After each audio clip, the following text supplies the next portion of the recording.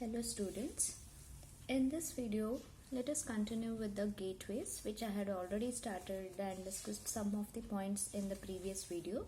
So we have already discussed that a gateway is a device that connects the dissimilar networks, that is, it is connecting here with the LAN network and the internet. Internet is nothing but the WAN network, and this gateway operates at the highest layer of network abstraction, means it works in the application layer, presentation, session layer and the transport layer. In these higher levels of OSI reference model it's working.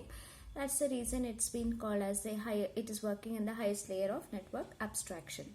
And then I also said that it actually expands the functionality of router by performing the data translation and the protocol conversion. Why data translation and protocol conversions are needed? Because the format of the data and the protocols which the LAN network is using in order to transmit the packets are not compatible. The same protocols and the data formats are not being used by the server. They are not compatible with each other. So we need an intermediate or the interface device known as the gateway, which will convert that packet, okay, the associated packet with that, the data format and the protocols. It will convert, which are being understood by the server, and once the server replies back, again the data translation and the protocol conversion will be done where those protocols are being compatible with your LAN network, and then the packet is being forwarded to your LAN network. Now let us move on to the next point. Like, I'll give an example why this data translation and the protocol conversion, how it is done. It is needed to convert the Ethernet traffic. Ethernet traffic is nothing but the LAN traffic, right? The LAN network. It's needed to convert the LAN to the SNA traffic. SNA stands for System Network Architecture Traffic, and then that SNA traffic, will send to the mainframe. When the mainframe replies back, with the resource, the reverse process occurs. Now let me explain this example. Whenever your packet reaches to the gateway, I said data translation and the protocol conversion will be done. Who will do this data translation and the protocol conversion? E is nothing but the SNA, that is System Network Architecture. System Network Architectures, they are nothing but they are the complete protocol stack. It is one of the complete protocol. There are many protocols in that. It's a complete protocol stack which is used for interconnecting the computers. Now here what computers are connecting? LAN, in LAN network your workstation, and here in the internet some server. So those two devices are communicate. They want to exchange the packets, right? They want to communicate with each other. So whenever the packet reaches to the gateway, that the LAN traffic will be converted to the SNA traffic, and then the SNA traffic will forward your packet to the server.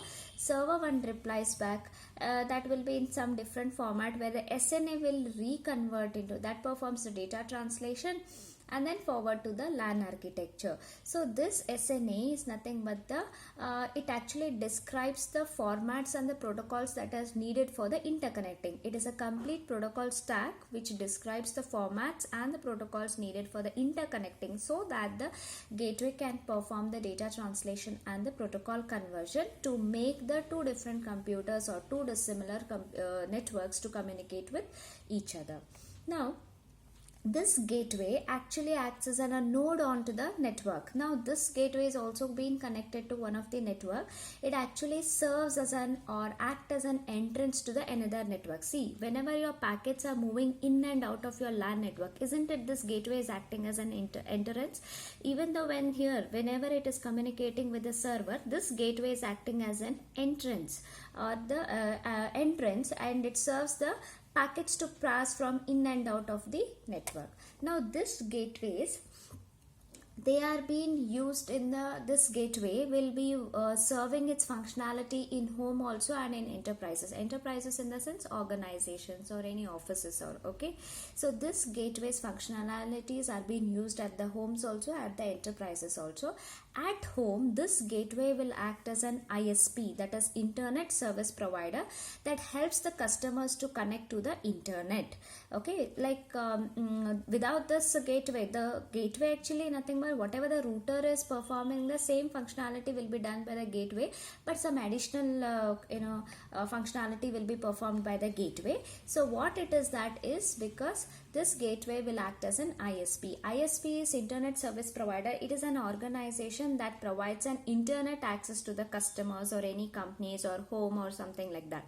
Okay, in enterprises, how the gateway will act, this gateway will act as a proxy server. Now let me show you.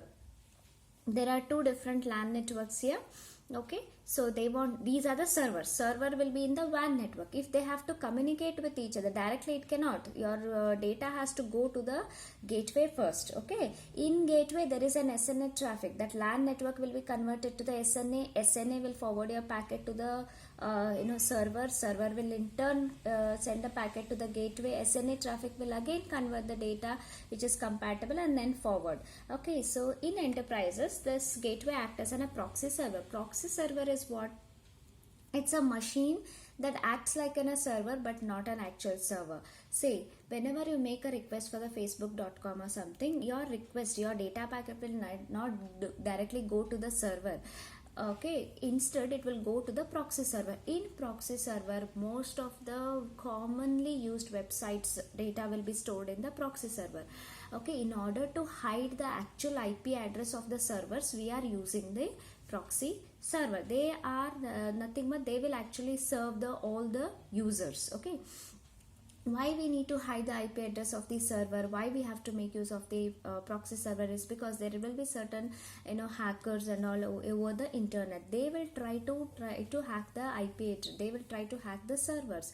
If the servers are being hacked, means most of the informations of most of the customers or the users will be information may be maliciously used. In order to avoid that, usually they will be using the proxy server. So gateway sometimes act as a proxy server. Okay, and which will that actually acts as a server, but it is not a server. That means why, when the packets are moving in and out of your LAN, it is the gateway who is forwarding your packets to your network. In that time, gateway itself will act as a proxy server. It seems that this gateway itself is forwarding the data to us, as though whatever your request you are making, the gateway is providing the packets. So in that case, it will act as a proxy server. And in case of enterprises, again the gateway also act as a firewall. Firewall is a system, okay, it's a design to prevent any unauthorized access to or from the private network. Suppose this private network is internet. Okay, suppose if any hacker or cracker, your workstation, you are requesting something. Okay, you have requested some for website.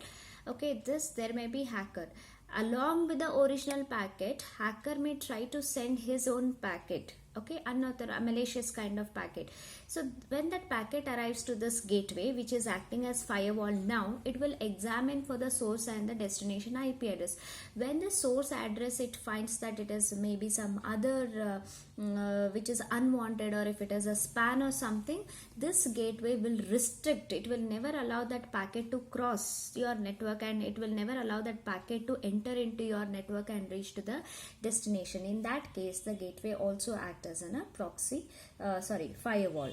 Next thing is, gateway is also associated with the router and the switch.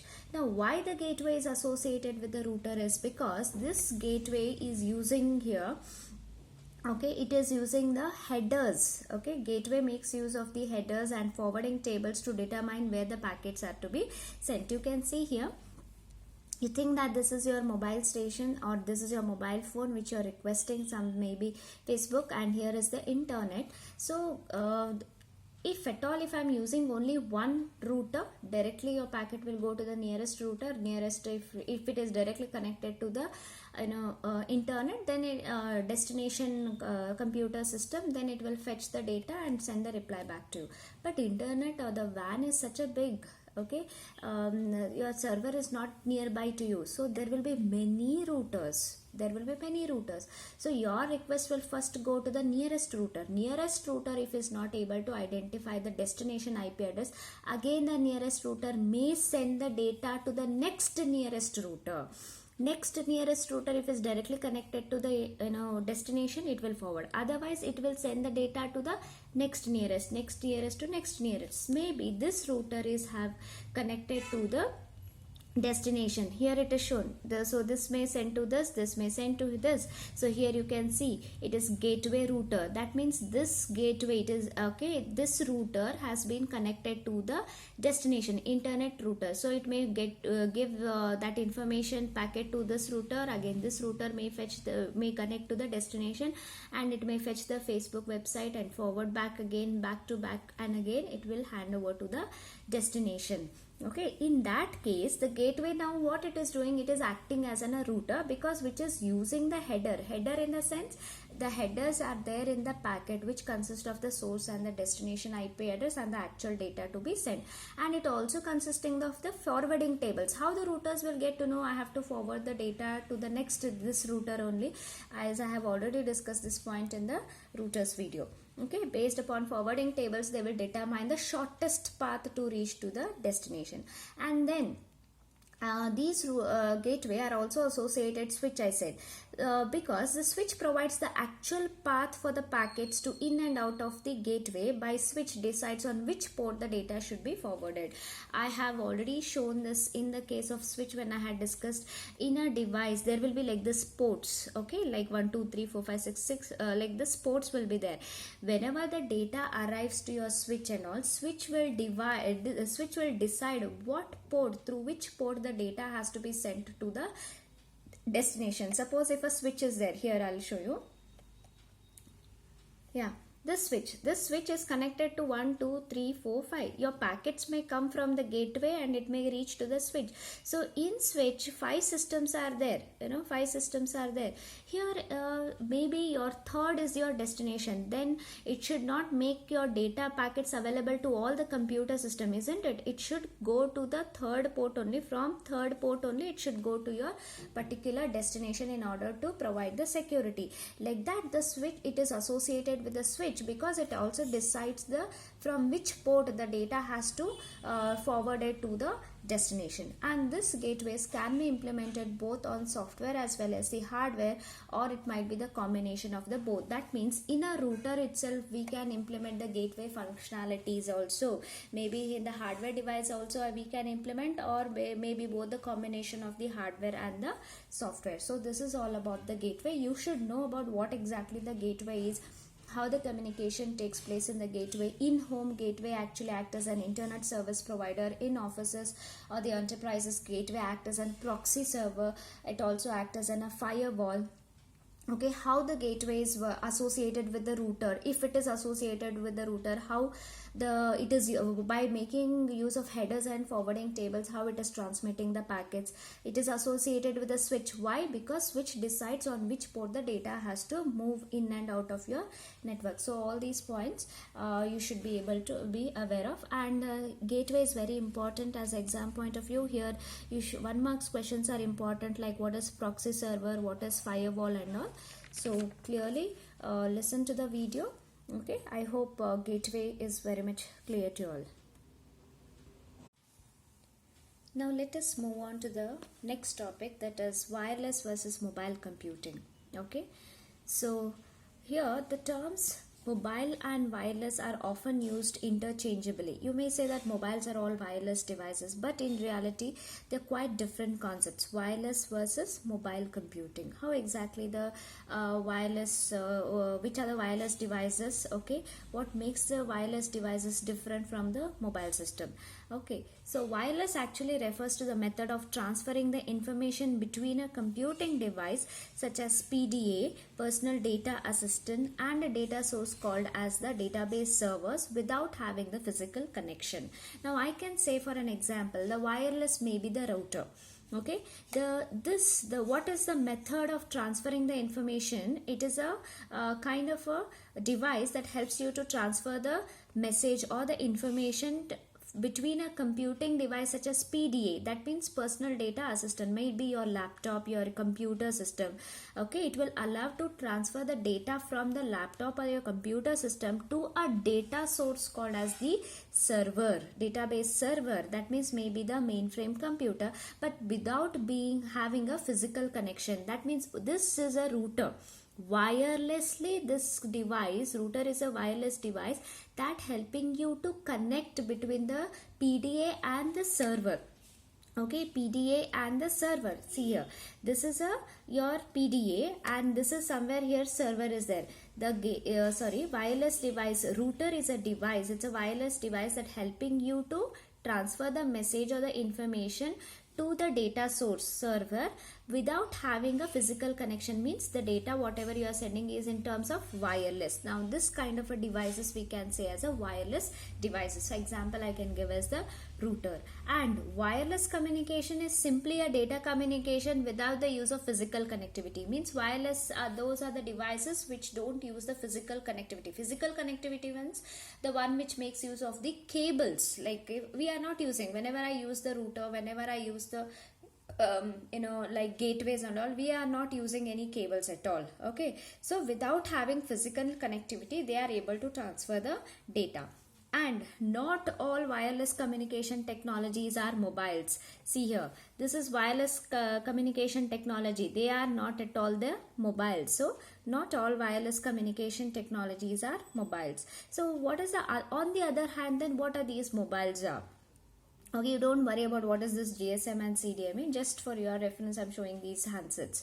Okay, mobiles are simply describing a computing device that has not been restricted to the desktop. That means they are portable devices. These are the mobiles or the handsets which are not restricted to the desktop. Instead, they are the portable device.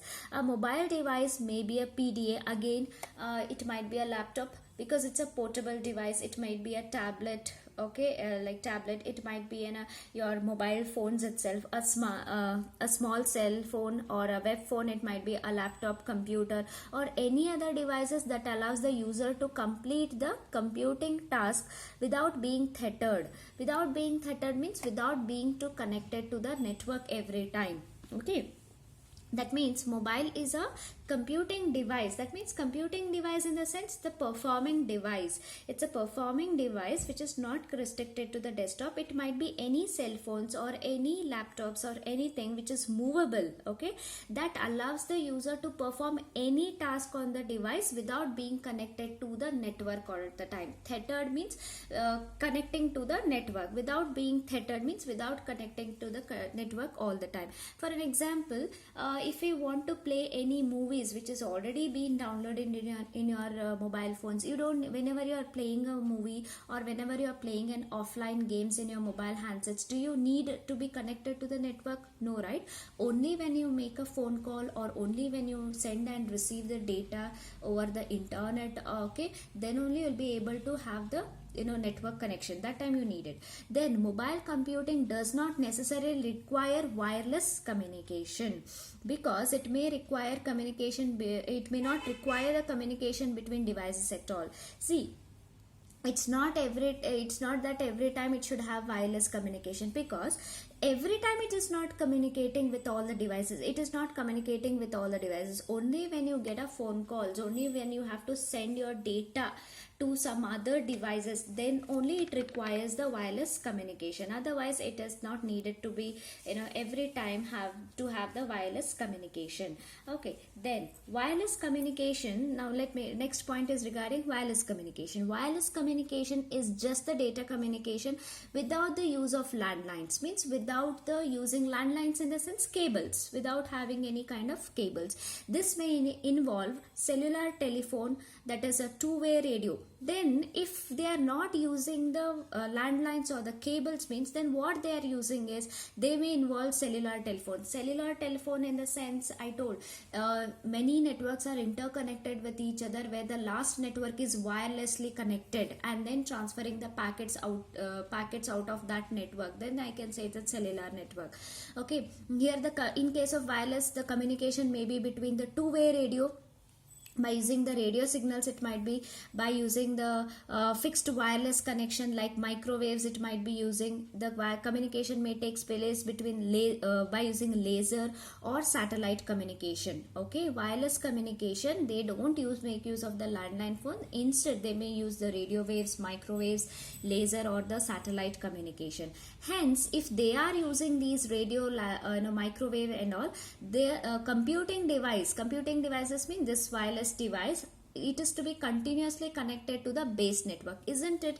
Base network is nothing but antenna. If I'm using the radio waves and transmitting the data packets, then doesn't we need the antennas all the time? It has to be connected, it should be in the radiation, it should be having the mobility, isn't it? If I'm using the microwave, it should have a very high gain antenna. If I'm using the laser, I need to have a transceiver and the receiver. If I'm using the satellite communication, obviously your waves has to be connected to the ground station and the satellite communication. Hence, it has to be always tethered. That tethered in the sense always they have to be connected. Then what about in case of the mobile or untethered means that mobile computing device is need not continuously connected to the base or the central network. Unless and until you make a phone calls or receive and send message, you need not to connect to the continuously to the network. Okay, suppose you want to play a game in your mobile phones or something, if you want to take photos or something like that, you need not to connect to the network at all. And then what does this mobile includes devices like mobile include PDA, again the personal data assistant, they may include the laptops, computers, okay, cell phones, isn't it? Our laptop need not every time connected to the network. If I have to make use of internet, then only it will able to connect. These products may communicate with a base location with or without a wireless connection. That means through the mobile I can communicate, I can transfer the data packets to any other device with or without the wireless connection. Wireless connection, you know, that is internet. Then with wires, how are I able to transmit the data? If I have to transfer the file which is there in the mobile to the laptop, what you do, you make use of the USB cable. With or without means that by using the cables or by without wireless communication also you can send the data from your mobile to any other device. I can use the USB cable and transfer the data to the other systems also. So these were all about the wireless, difference between the wireless and the mobile communication. Both are passing the data only, but the only thing is wireless communications are not every time the mobiles only. Wireless may be the routers also, it may come gateways also, it may come other devices, networking devices it may include. Whereas the mobile phones, they are not at all restricted one. They are the portable devices. Okay. So here the communication will be done by the radio waves, laser, satellite communication and all. Fine. So this is all about the wireless versus mobile computing. Now let us continue with the next topic, that is GSM. Okay. So in this slide you can see there are two handsets of GSM and CDMA. I hope you have a little bit idea of what exactly the GSM and CDMA handsets are. Okay, so now in this video let us discuss about first with the GSM and then we'll go for the CDMA. So GSM actually stands for Global System for Mobile Communications. Okay, GSM and CDMA both are the world's most widely used cell phone technology. These both are cell phone technology. Fine. And what kind of waves it is having is, it is having with the digital cellular systems. It is able to carry the digital cellular. Hence, it is both are being called as they are the leading digital cellular systems. Okay. And then this GSM is a standard for the digital cell phone, which was being established in the Europe in the mid 1980s. Okay, so this GSM, the cell phone users can buy one phone that will work anywhere that the GSM standard has been supported. That means in India, GSM network has been supported. Hence, most of the users are using the GSM handsets comparatively to the CDMA handsets. Okay, now how exactly this GSM works is, this GSM makes use, in order to connect to the specific provider. That means in order to connect to the specific operator like Airtel, Vodafone, okay, Docomo and all, in order to connect to the specific provider. These GSM are just the handsets, okay, GSM handsets and the CDMA handsets. These handsets, if they want to connect to the any of the mobile operator, they may have to use the SIM cards. Okay, so SIM actually stands for subscriber identity module. The GSM mobiles, now here you can see this is a GSM mobile Nokia which was actually using the SIM card. Without using the SIM card, GSM handsets will not work. Okay, so I'll explain about the SIM cards here. Actually, next after the GSM, next subtopic is about a SIM card only. So in detail now only I'll be explaining. I'll not take it as a separate topic here. So these SIM cards actually stands for subscriber identity module, which are the removable disc, okay, that slip in and out of your mobile phones. So these are the SIM cards, okay, they are the small tiny chip removable disc which can be inserted in your mobile handsets. Okay, these tiny chips actually, they store all the connection data and identification number. Connection data means the connection data that is required in order to connect to the internet. All such kind of connection data it will include, and it also you include the identification number. That means unique phone number which has been particularly allotted to the single user. Okay, so that unique phone number it consists of, so that it will allow you to access to the wireless service provider. Wireless service provider is nothing but your internet or the ISP, internet service provider. So I have already told that ISP, internet service provider, is a kind of an organization that helps the users to connect to the internet. Okay, and the SIM card, it's a tiny chip that gives a cellular device its unique phone number. It has a memory. These SIM cards are having a memory, it is having a processor, and it also have the ability to interact with the user by using the internet. And usually SIM cards are having the memory capacity around 16 to 64 kilobytes of memory it can provide. That provides you plenty of storage in order to store your personal phone numbers. It will allow you to store the text messages, right, and other kind of data it will allow you to store in this SIM cards. Okay, any handset that are using the SIM cards into it, then such kinds of handset I can say that they are the GSM handsets. Like I can give an example like Samsung, Motorola, these all we are having the SIM slot. If you are removing the back end of your mobile phone, you can see the SIM slot there where the SIM card has been inserted. Maybe you are an Airtel user or Vodafone user, whoever you are, whichever operator you are using. If you are having a SIM slot in your mobile, which is you can remove and you can remove it from your mobile handset, then such kinds of handsets you usually call it as a GSM handset. Whereas the other one which I have shown here is the CDMA. These CDMA are the handsets where they come around with the SIM locked handsets where you are unable to take out the SIM. You cannot take out the SIM card. SIM card is locked into it. Such handsets are usually called it as a CDMA. Like example, initially HTC was the first handset of CDMA network. This CDMA network is most popularly used in the US, United States, in most of the Asian countries. Okay, and the GSM, it is wild world leading digital cellular comparatively to the CDMA.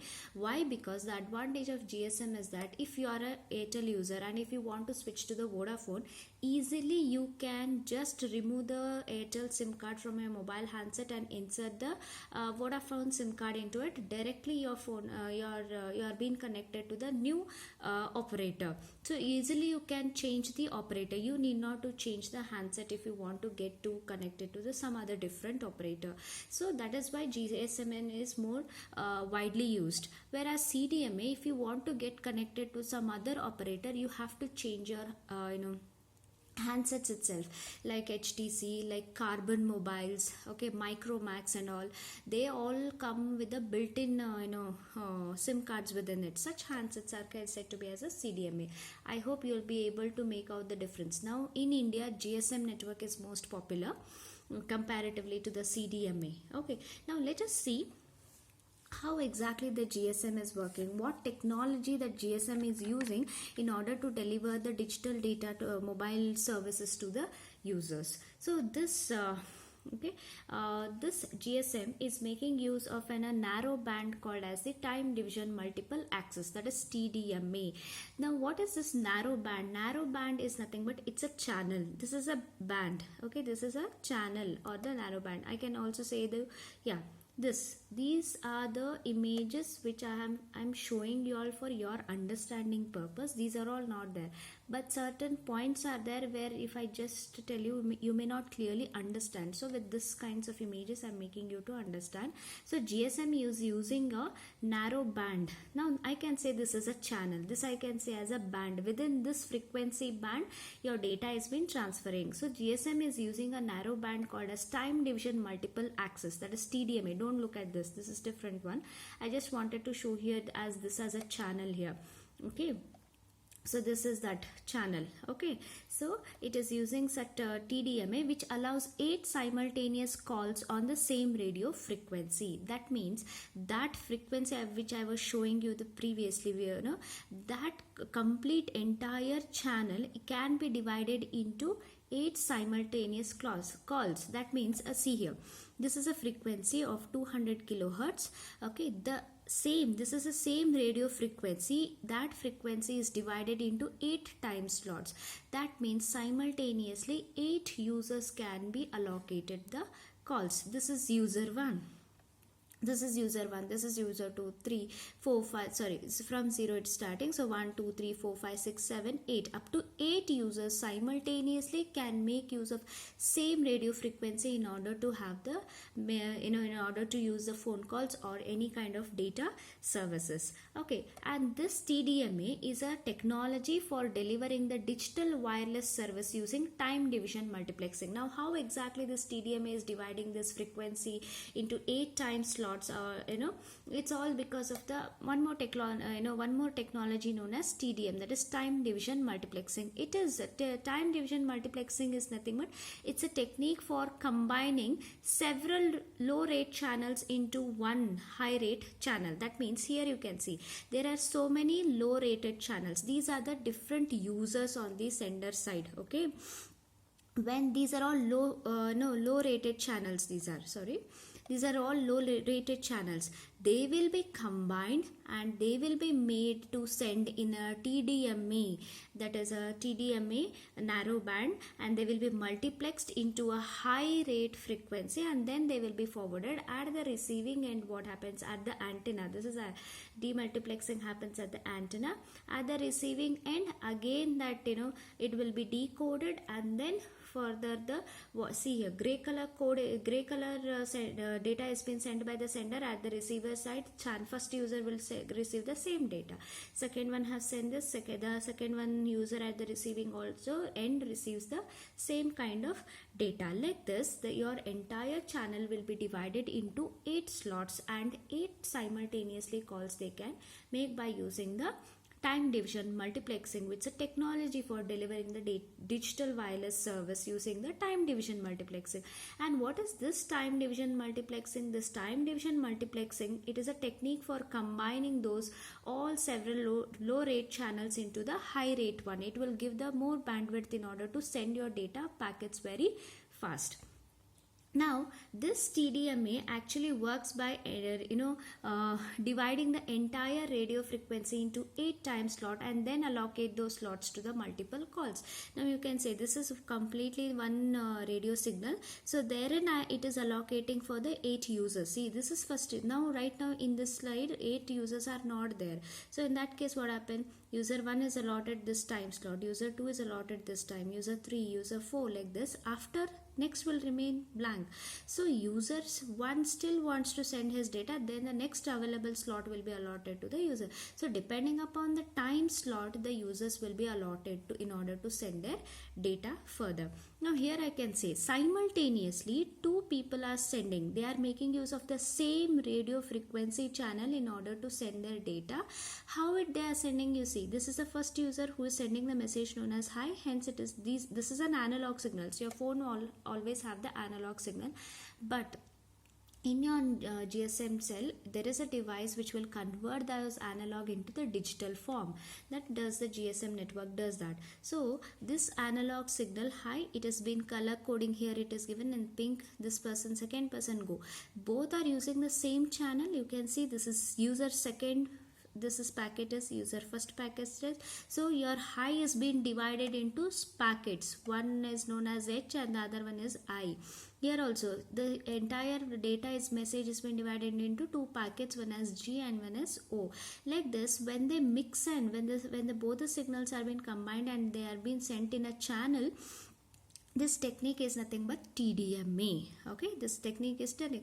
Now this is first slot, this is second slot, whatever, time division. TDM is the divided the entire channel into 8 slot, but other users are not there, only these two users are making use. So your slot is divided into 2 and the users are using it. At the receiving end, what happened, it will demultiplex, it will decode the data, high packet will entirely, it will recombine and it is being given to the this user, correct user, and the go message is been again decoded properly and it is reassembled, and then the message is delivered at the other end. This is how exactly the GSM work. In this way, a single frequency can support the multiple simultaneous data channels.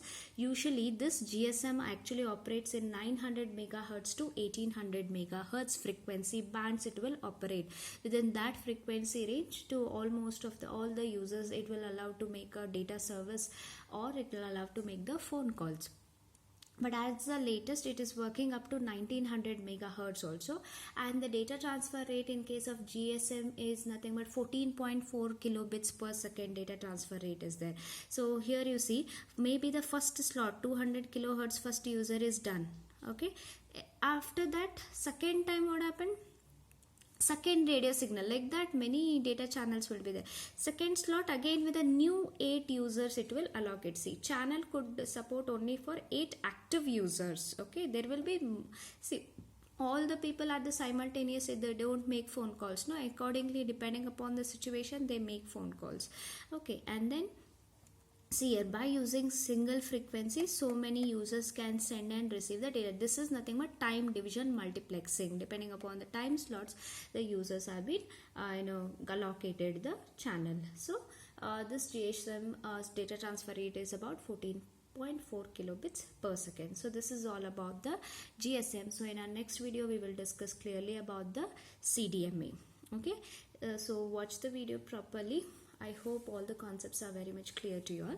So take care. Thank you.